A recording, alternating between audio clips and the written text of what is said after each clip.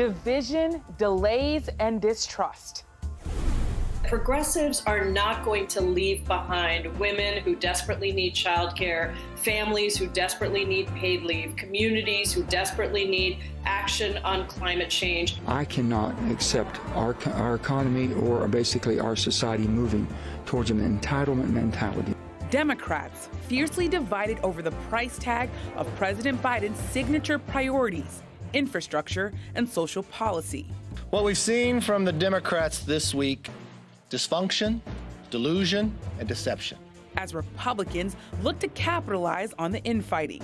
Meanwhile, with just hours to spare, Congress averts a government shutdown. And disinformation in science and government fuels intense battles over the pandemic and voting. Plus, it was a logistical success, but a strategic failure.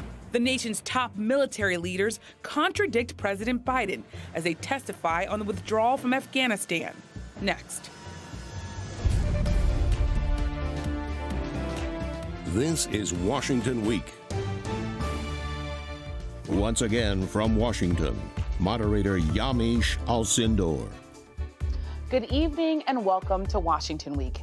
This is another difficult week for President Biden. Today, he visited Capitol Hill to try to unite Democrats around his agenda. In a closed-door meeting, he told lawmakers that they needed to reach an agreement on infrastructure and make compromises on top-line numbers. He left sounding confident.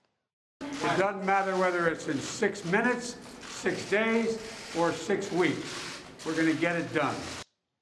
On Thursday, a vote on a $1.5 trillion bipartisan infrastructure bill was derailed. The reason? Moderate and progressive Democrats are fighting over how much money to spend on a larger second infrastructure bill. Progressives support a $3.5 trillion price tag. Moderates say they're worried about, quote, fiscal insanity. Meanwhile, on Thursday, there was some good news. Congress made an 11th hour deal and avoided a government shutdown. Joining me tonight to discuss how we got here and the consequences of this week's stalemate are Garrett, Haake, senior Capitol Hill correspondent for NBC, who joins us from Capitol Hill. And joining me in studio, Laura Barrón-López, White House correspondent for Politico, Natasha, Bertrand, White House reporter for CNN, and Hulse, Chief Washington correspondent for the New York Times. Thank you, all of you, for being here. Garrett, you are in the building where it's happening. Tell us, what is the latest on where Democrats stand right now, and what impact did President Biden going to Capitol Hill have on where things stand? Well, the president gave House Democrats a much-needed off-ramp this week. They were locked into doing some kind of vote on infrastructure because of a deal Speaker Pelosi had made with moderate members. But it was clear that vote on the bipartisan infrastructure bill was going to fail. And the president coming in, saluting the work they're all doing, reminding them that they are in this together, and leaving a little bit of a roadmap for how he believes it will be possible to ultimately pass both of these bills at a level everyone's comfortable with in the future, was enough that allowed everyone out of this self-imposed standoff they were in, saving face, kicking the infrastructure vote some point in the future. You heard the president say 6 minutes, 6 days, 6 weeks. I think it's likeliest that this renewed debate around the size of that second package will probably last longer, like more on the 6-week time frame here. But they were able to shake things loose a little bit here so everyone can go back to their districts and renew this negotiating that could take quite some time. Well, it could take quite some time. And I'm struck by the idea that Joe Manchin put out a statement this week, Garrett, that said he was worried about fiscal insanity and vengeful taxing, while you have Pramila Jayapal and AOC, progressives, saying that they want to tax the wealthy and they also want to have transformational change through social policies for Americans. How do you get these two sides, progressives and moderates, to trust each other? And what's on the line for Democrats when you think about the optics of all of this? Can they win more seats in the House and the Senate if they don't get this done? Well, make no mistake, every Democrat knows that their majority in the House and Senate is on the line. They need to complete some of the promises that they've made to voters, because other issues like voting rights, immigration, gun control seem almost certainly likely to not be addressed based on the numbers that they do have in Congress right now. As for making up this trust deficit, I think that's going to be enormously challenging, and I think it's going to fall largely on Joe Biden's shoulders to do so. He is the bridge right now. He is the person that progressives and those moderates do still seem to trust. He could lean on his relationships in the Senate, including with Joe Manchin. And on the House side, I was really struck by the fact that we saw so many progressives coming out of that meeting today praising the president for his commitment to this agenda on which they are all aligned. So I think he will be the key figure to bridge that trust divide, because I don't see, a Joe Manchin and an Alexandria Ocasio-Cortez sitting down together to be able to pull that off themselves. I think that's too much of a heavy lift, but the White House can provide that connective tissue. And Laura, Garrett is talking about President Biden being a bridge. A lawmaker that I talked to this week called him the closer. And the White House sources that I talked to, they say that all of this messiness is just sort of how the sausage gets made, that the process isn't over. This isn't a failure. It's just sort of going down the road. What do you make of where President Biden is, how he views all of this? And also, what does it say to you that he doesn't want to put a firm marker down this time around? We've seen him set deadlines for himself and they not be met. What's the White House thinking?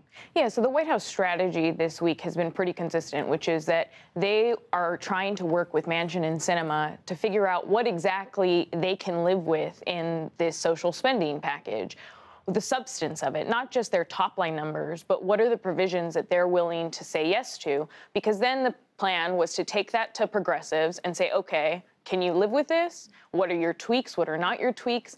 And then they can get the ball rolling with the infrastructure vote. Throughout the entire week, the White House was not pressuring progressives to vote for the infrastructure bill. They weren't twisting arms.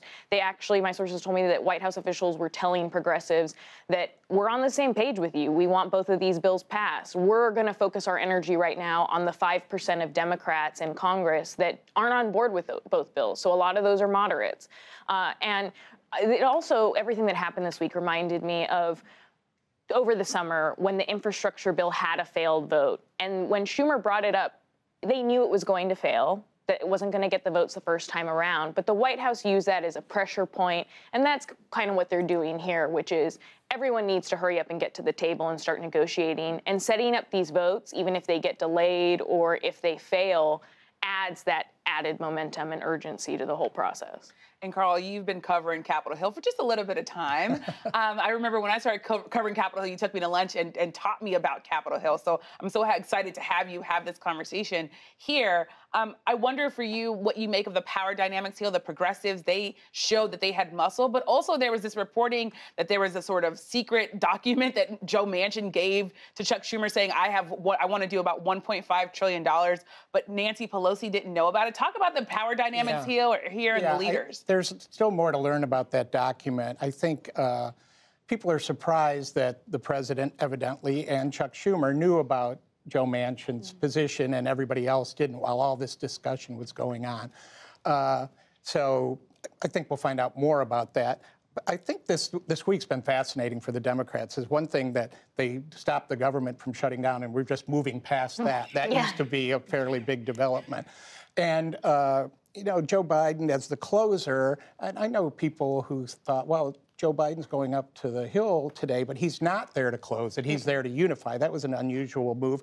And as far as the trust deficit, he is a big part of that, but also Nancy Pelosi. Nancy Pelosi is the person who's going to have to convince her members that whatever arrangement that they get with the moderates and Joe Manchin and Kristen Sinema is good enough. So I do think this was an artificial deadline. So votes are good, but this took force action. But this one made the Democrats look, the classic in disarray. But it's certainly not the end of this. I think that they're moving towards an agreement. But what we've seen now is the problems that the president and the Democrats have to deal with small majorities. So the Biden vision is going to shrink here. They know they can't get the $6 trillion that Bernie Sanders wanted, $3.5 trillion that the progressives want. Now we're down to $1.5 trillion, and they're trying to move him off of that slightly. So I still think at the end of the day,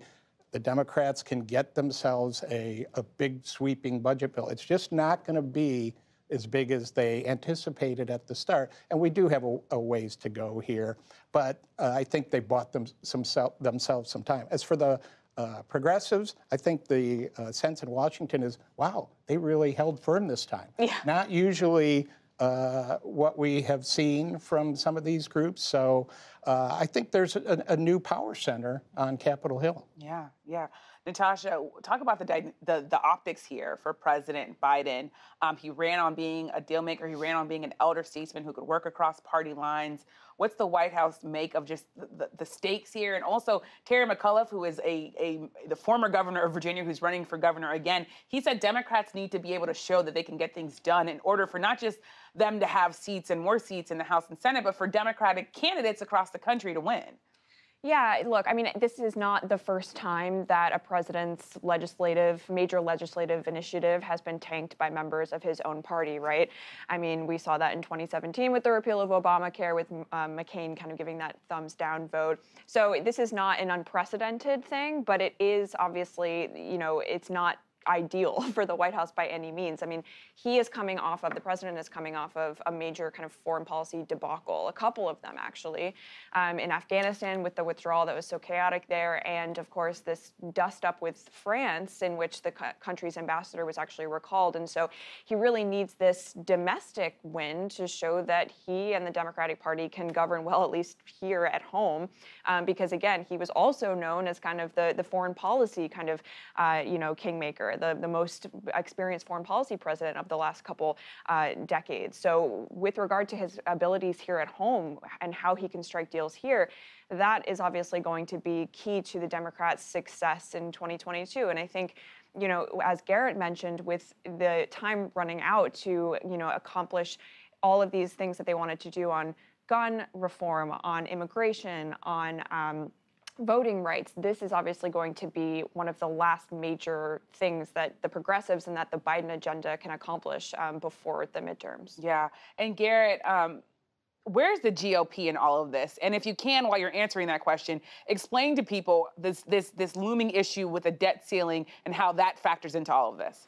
Republicans have largely been on the sidelines of these spending debates. They've registered their complaints about the size and scope of what Democrats are trying to do. They've said it might lead to inflation. They've thrown around the idea that some of these programs are socialist. And other than that, they've largely gotten out of the way and let Democrats fight amongst themselves. But their concerns about the spending that Democrats are putting forward here with the COVID bill that was done through reconciliation early this year, with the bipartisan infrastructure bill, and now through this broader social and climate package is fueling, at least in their public comments, their desire to not participate in lifting the debt ceiling, which is something that has to be done every couple of years, either to lift or suspend the nation's borrowing power, the total number that we can borrow. We're the only developed country in the world that has a system like this.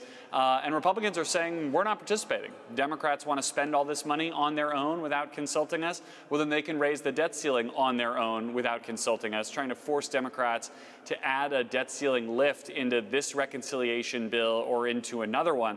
Democrats say, look, this is a bad faith argument. We always do these things together. So much of this spending was done during the Trump administration with Republicans signing off. And Republicans don't really care. They want this to be as politically painful as possible for Democrats. They want them to own a number of whatever the U.S. national debt will be after they raise the ceiling. And with nothing to negotiate, they're just sitting on their hands, waiting to see how Democrats decide they want to handle this. So much going on there. And meanwhile, the partisanship coursing through Capitol Hill is continuing to infect how Americans view the pandemic and American democracy. This comes as the U.S. hit a grim milestone. More than 700,000 Americans have died from COVID-19. Still, political battles and disinformation about masking and vaccine mandates are fueling angry confrontations at school boards and other public forums. Just incredible video there. And former President Trump and his Republican allies also continue to lie about the 2020 election and drive distrust in government. Laura, this week we saw President Biden get his COVID booster shot on TV, but polls show over and over again that partisanship is the #1 factor to looking at how people view this pandemic, whether or not they think boosters, in one poll, whether or not they think that boosters are helpful or not, or sort of looking at it as proving that science doesn't work. Tell me a little bit about how leaders and the White House is looking at restoring trust in American science and what it says about where we are in this pandemic. Yeah, the White House is very much leaning on local leaders to try to reach, and local doctors to try to reach people, saying that they're the best messengers because they see the polls, they know. There's polls that show and statistics that show that the majority of deaths now are happening in rural counties, in primarily Trump voting counties. The death toll is far up in those parts of the country versus in urban, more Democratic areas. And that's because Republicans for so long were saying not to trust the vaccine. We're encouraging, their voters to not wear masks. And so that's what's contributing to that in their predominantly Republican counties. And the White House has been struggling to try to get people to go along with the mask mandates, to actually get the vaccine shot. And you saw some of that frustration finally boil over when they instituted more aggressive mandates. They decided that they were going to institute it for federal employees. They also are really talking to airlines about, can you please institute it for your employees and make sure that that people are continuing to wear masks on planes. So, we're nowhere near the end of this right now. And they're trying their hardest, essentially, to try to get people vaccinated. But, Carl, as we see new mandates rolling out, just today, California said it plans to require FDA-approved COVID vaccines for K through 12 students. That's the first state in the country to do that. But what can leaders do to have more clear messaging on this? And is there any way out of this sort of partisanship that started, of course, before President Biden came into office? Yeah, I mean, the red-blue divide on this is as stark as anything that has been. I think, President Biden had his booster shot publicly. Mitch McConnell, the Republican leader, came out and said he had his booster shot. He's been a very big promoter of vaccines. I think in Washington even there's a disconnect between some of the Republicans and the Republicans out in the country.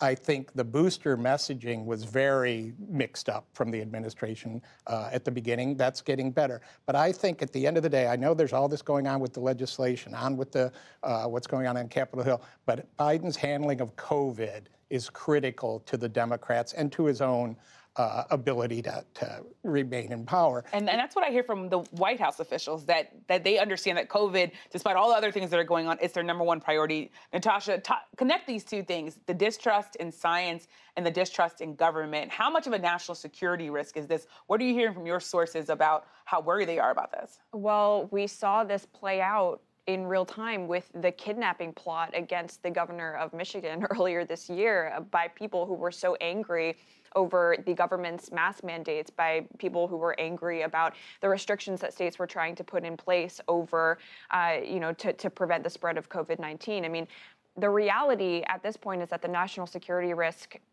stemming from the distrust in government is really obviously coming from inside. It's coming from inside the house, right? I mean, the rise of domestic terrorism cases that the FBI has been handling has doubled actually over the last year. That's according to the FBI director when he was testifying just last week. So, that's not a coincidence that in the year of the pandemic, in the year of the election, obviously all of these political frustrations were boiling over, and now we're seeing that there is so much more discontent and so much more of a risk, not only to elected leaders, but to school boards, in these local communities, that is stemming from, the mandates that we're seeing put in place. And that is because it's been so politicized. That is because you had people like Donald Trump who were telling people that they should not trust the scientists, sowing distrust in Anthony Fauci, for example, who himself became a target of death threats. This is a major issue for the national security community as they grapple with the threats internally. And Garrett, some of the safeguards that really ensured that former President Trump, that he was going to have to leave office, they're crumbling. There are a lot of experts who are very, very worried about what's happening across the country. What are you hearing about what lawmakers think about the danger of former President Trump's grip on the Republican Party? Well, I think a lot of that lies in the work of the Select Committee right now, trying to investigate exactly what happened and the ways in which he inspired the attack here on the Capitol on January 6th, and the reporting that's come out subsequently about the way that the attempts to overturn the election results were and were not coordinated through the White House. I think there's a fear that elements of what we saw on January 6th could be a dress rehearsal for another Trump campaign and another contested election. And so that work, I think, takes on a level of importance that it hadn't necessarily, prior. I think there was sort of people who think that that committee's work is more backward-looking, and members of that committee and folks associated with it see it very much as forward-looking because of concern about future elections and the distrust in results. And you're seeing it play out in so many more states. My home state of Texas, for example, now conducting an election audit of a type of 4 of the biggest counties in the state after the president complained about election results there. And so it's not just the January 6th committee, the efforts to pass voting rights legislation, which I already touched on, which is very unlikely to happen at a federal level, but also these questions of who counts the votes and how they do it at the state level that has a lot of folks up here quite nervous about future election results. Yeah, and I want to turn now to another story of this week. The Pentagon's top brass testified before the House and Senate. General Mark Milley and others told lawmakers they thought it would be best to keep some troops in Afghanistan instead of making a total withdrawal. Here's what they said. I recommended that we maintain 2,500 troops in Afghanistan. And I also recommended earlier in the fall of 2020 that we maintain 4,500 at that time. Those are my personal views. And there was a fulsome debate on all of that, and once decisions are made, then I'm expected to execute lawful orders. That contradicts in part what President Biden told ABC last month. So no one told, your military advisors did not tell you, no, we should just keep 2,500 troops. It's been a stable situation for the last several years. We can do that. We can continue to do that.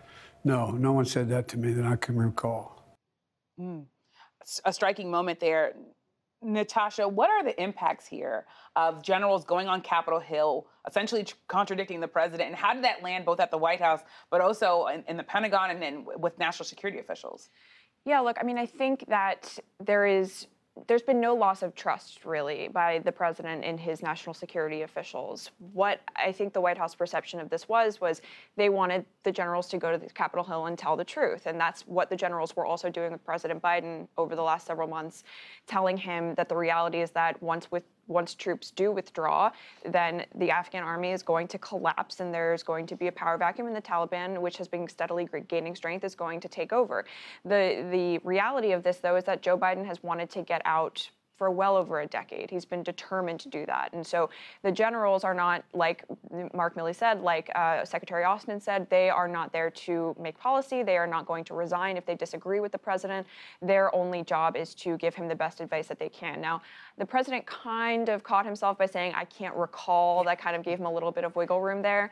But it is... Smart move by him, because right. I can't recall. Exactly. I mean, but it is against all reporting even before that moment to say that none of his military advisors were telling him that there should be troops remaining. And Carl, how did this land on Capitol Hill? And also, are Democrats worried about whether or not this Afghanistan story is going to follow them into the 2024, 2022 elections? I think there is a concern. And I think that politically, this was about a competency issue. This was an administration that was supposed to come in. You mentioned earlier, President Biden has this great foreign affairs background, and they were going to be able to do these things. It didn't go off very smoothly.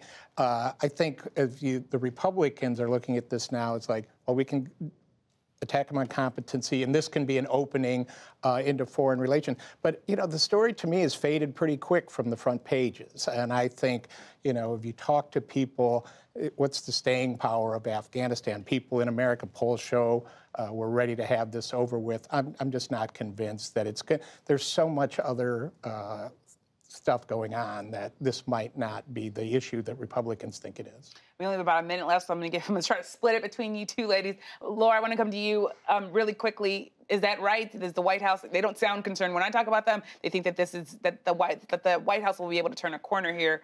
What are you hearing? Yeah, the Biden wanted to make this decision, and I think no matter what the generals were going to say to him, he was going to decide that he was going to be the last president that was in Afghanistan, and his White House is pretty much convinced that when 2022 rolls around, voters are not going to be having this front and center in their minds as much. Last 10 seconds, see, you're a national security reporter. Where does this go next? No, that's exactly right. And they were actually relying a lot on public opinion being on their side during the withdrawal, right before the withdrawal, saying that the public has been wanting to get out of Afghanistan for quite some time. So I think they're hoping that that stays as well.